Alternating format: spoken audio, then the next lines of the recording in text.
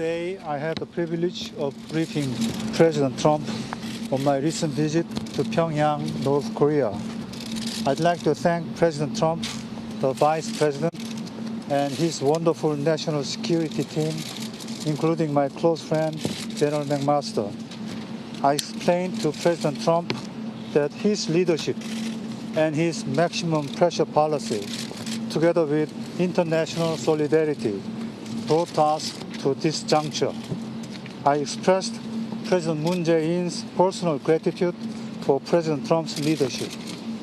I told President Trump that in our meeting, North Korean leader Kim Jong Un said he is committed to denuclearization. Kim pledged that North Korea will refrain from any further nuclear or missile tests. He understands that the routine joint military exercises between the Republic of Korea and the United States must continue. And he expressed his eagerness to meet President Trump as soon as possible.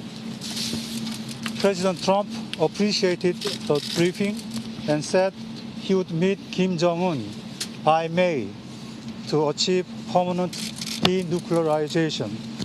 The Republic of Korea, along with the United States, Japan, and our many partners around the world, remain fully and resolutely committed to the complete denuclearization of the Korean Peninsula.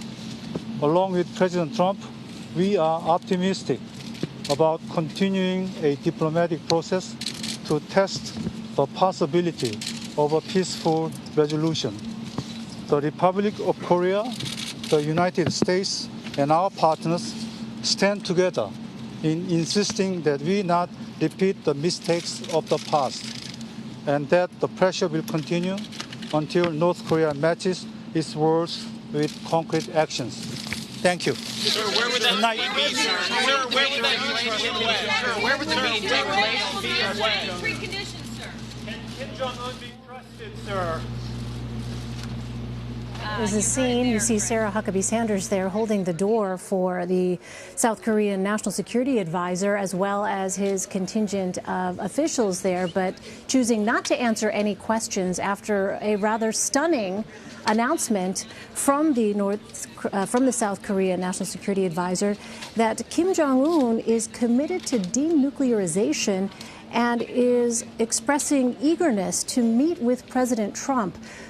We want to go right to Isaac Stonefish here because, Isaac, as you and I were talking about beforehand, this had been the rumor that, in fact, there was this invitation, but we don't have any details. What did you hear out of that? So that was, you think you said it right. It's stunning news. I'm almost speechless after hearing that. And it did seem like he said that Trump had agreed to meet before May. So they took the very rare step of putting a timetable on a summit that is going to involve so much preparation.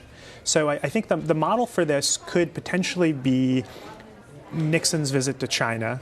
That's the big thing that I think comes a lot to mind. That was laid out years in advance. Kissinger took a lot of secret trips to Beijing. We don't know if U.S. cabinet members have been to North Korea to plan this. It's certainly possible that will come out. Another possibility is like a summit that was done in Reykjavik during the Cold War between U.S. and Russian leaders. So it's possible they choose a neutral third country to host this meeting. So let me ask you, this is what we heard from the South Korean National Security Advisor. He said this of President Trump, quote, his leadership along with international diplomacy brought us to this juncture. So certainly it would seem the Trump administration and President Trump himself is deserving of some credit here.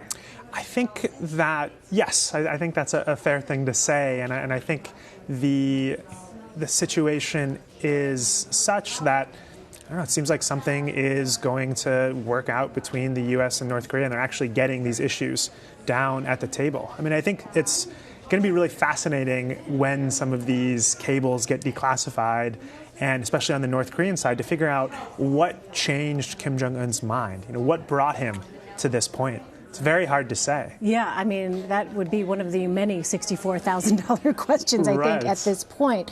By the way, by my rough count here, May is just about 54, 53 days away. Not much time to lay the groundwork for such a high-stakes meeting. And it's certainly possible that it gets pushed back, that the North Korean side gets cold feet, the U.S. side gets cold feet. I think the real key for this is, what are the North Koreans going to ask for?